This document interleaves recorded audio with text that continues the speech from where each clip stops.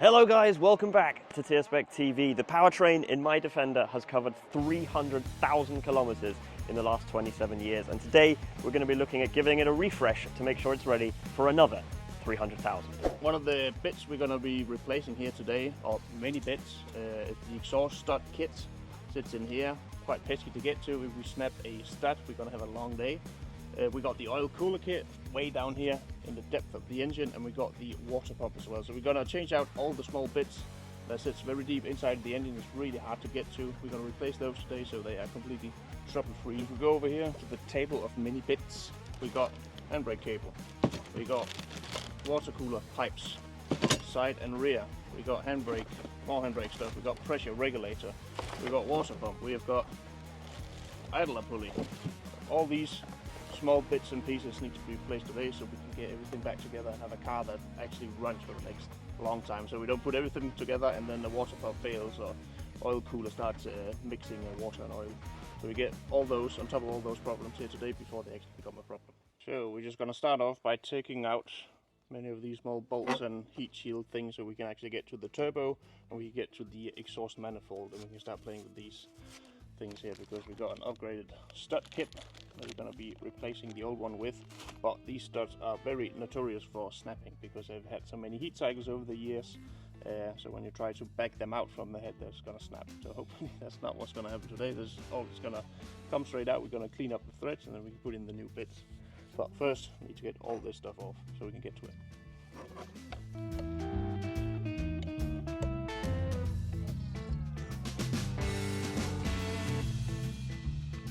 We'll be using the heavy-duty manifold stud kit from Alive Tuning. These are made from stronger steel than the originals fitted by Land Rover, and they're slightly longer to help with heat dissipation, which should reduce the risk of them snapping or the exhaust manifold warping. That was all of them. Easy. How easy was that? Nissa then headed down to the workshop to grab some tools we needed, while I began disassembling the intake side of the engine.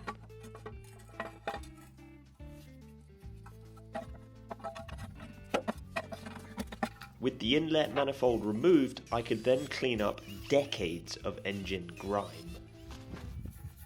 So, just went ahead, took up, oh, I got oil everywhere. Just went ahead, took the drain plug out for the engine so we can take out the engine oil, and that's because we need to get the rotating filter assembly off, and I do not know how far up the oil level is in the sump, so we're gonna take the oil out anyway to do a service. So we're gonna take all the oil out, and then we can take this guy off, then we can take the oil filter, we might keep this one in, but then take that whole thing off to do the water pump. It is really complicated, it's very compact together in this engine. But again, you got two oil filters, you got your main oil filter here, where you 9 out of 10 times you're going to burn yourself taking it off on your inside of your arms because of the downpipe. This guy, quite easy to get to, also needs to be replaced, and the water pump is behind here. And the water pump and the, what is that? That's the power, what's it called? Power steering pump. These two are actually connected by a shaft in the middle, and if one of them leaks, it'll start mixing water together. And there's a little weep hole beneath the water pump, we can just show it in a minute. But if that water starts to seep through because you've got two O-rings, that means the first O-ring have been breached and you need to replace your oil pump. So that's a little indication. So a little weep hole. But now, oil out, start taking all this assembly stuff off. We also got the fan off, so the idle over here, we can replace that and see if any other of the bearings needs to be replaced, and do a bit of a cleanup behind this area.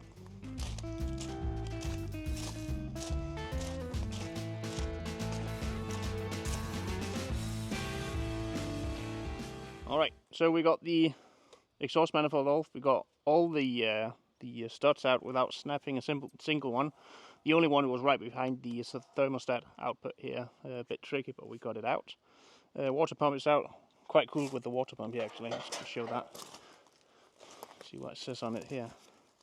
It says Storm. And that is for you who don't know that, but the TD5 engine from development was called Project Storm. That's quite cool. There might be an original water pump in it, but we're going to swap that out for a new one, good quality, not Brit parts, because you have to take a lot of stuff out to get to it, so that is worth giving it a bit extra of love. We put a new belt on, we put a new tensioner and a new thingamabob here. so they're all running quite nicely. We're having a bit of a look at the bottom bit because that got a bit of sway in it. You know, we need a new one of those. They're quite expensive. Over here we got the intake off. We got new glow plugs.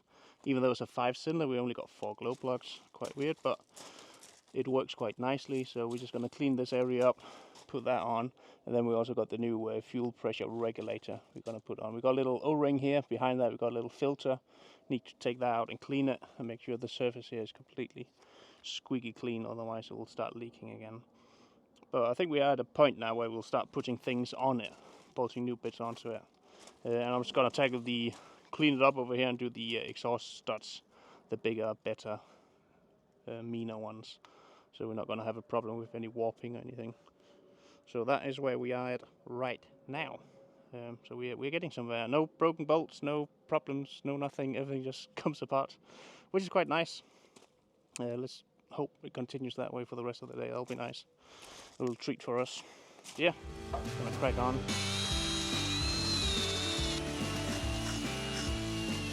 Alive Tuning recommends cleaning out the threads of the exhaust studs with an M8 tap before fitting the new ones. Fortunately, one of these is included in the kit.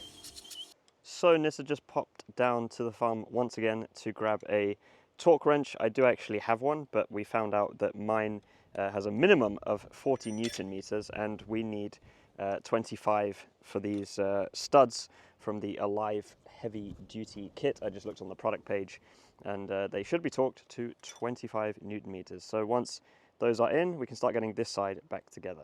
So over on this side, I am now going to replace the fuel pressure regulator. This is, I believe, quite a common thing to fail on TD5s.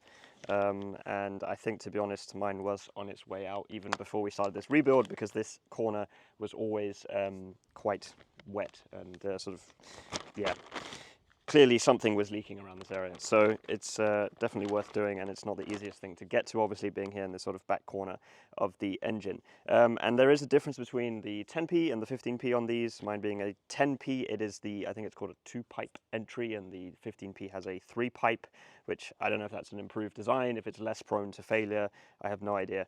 Yeah, I just know that these are worth replacing, and you can also get rebuild kits for these rather than just replacing the whole unit.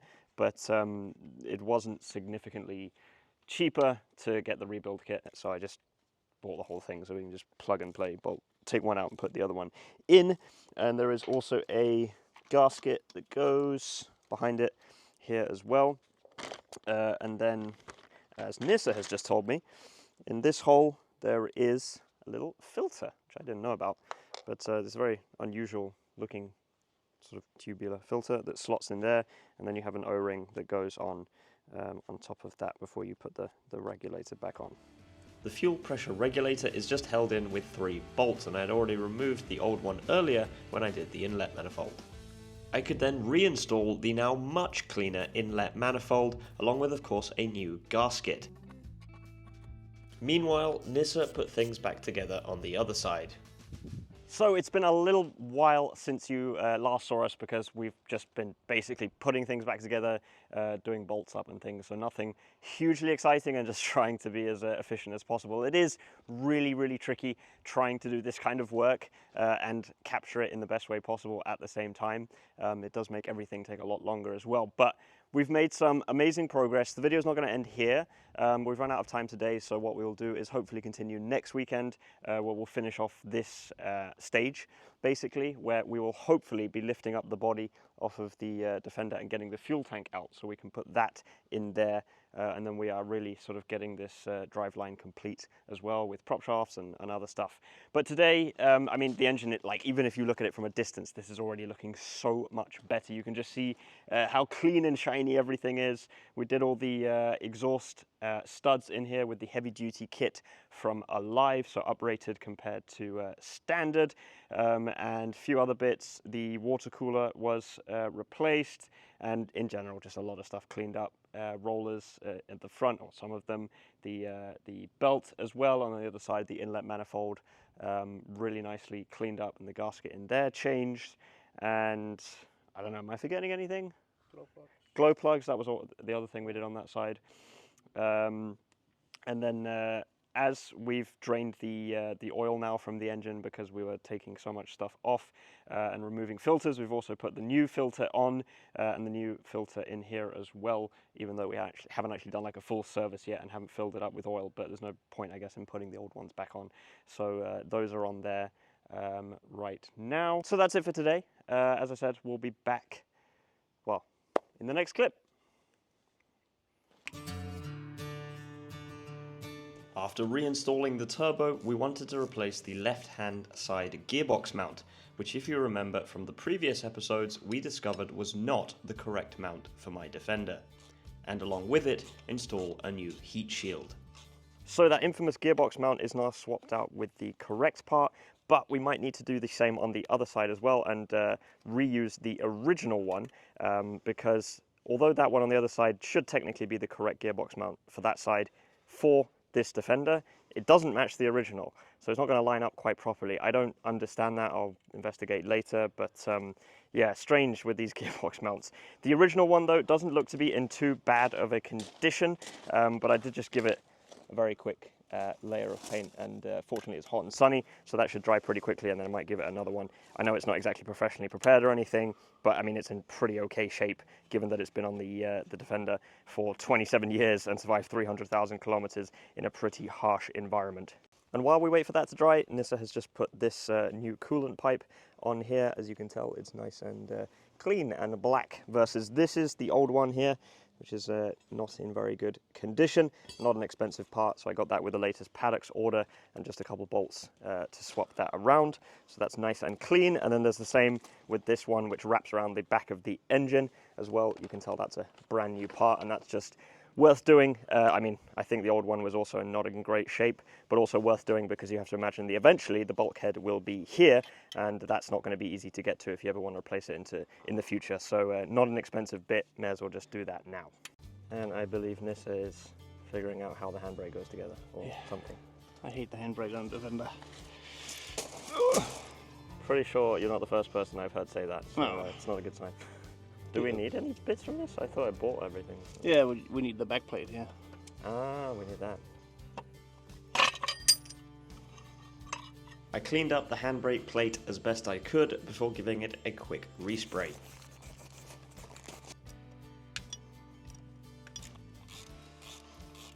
With the rebuilt handbrake soon ready, we could begin fitting the prop shafts, with the bolts needing a very specific 47 Newton meters of tightening. Next. We could be factory workers. Now you understand why they stopped producing the Defender, because this is how they built them. These robots do the whole car in 4 minutes. We had an extra oil seal, which replaces the rear oil seal. We're just going to pop that out now we're in here, because if that starts leaking, it goes into the handbrake drum, and then the pads on the handbrake drum soaks up all the oil, and then you'll have absolutely no braking in it. So while we're here, we just swap this guy out for a new one, although he wasn't leaking, but better safe than sorry. So he's out, new one's in. I'm just gonna put the flange back on and start having a look at the handbrake, get that mounted and fitted up.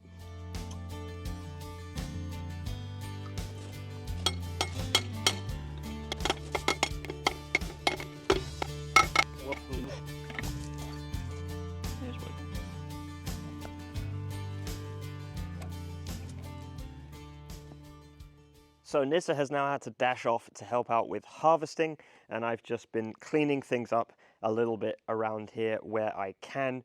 But I think that's pretty much all we're going to do for now, because I once again have that problem that I don't have any more parts, or very few, that we can fit to be able to get to the next stage. So we've done a lot to the engine and whole sort of powertrain with the prop shafts in, the handbrake, cleaning up a lot of the engine, and there's still a lot we can do around here. I kind of want to spend a whole day just dedicated just to cleaning this up. I might try and repaint the gearbox down here, but we've done a lot.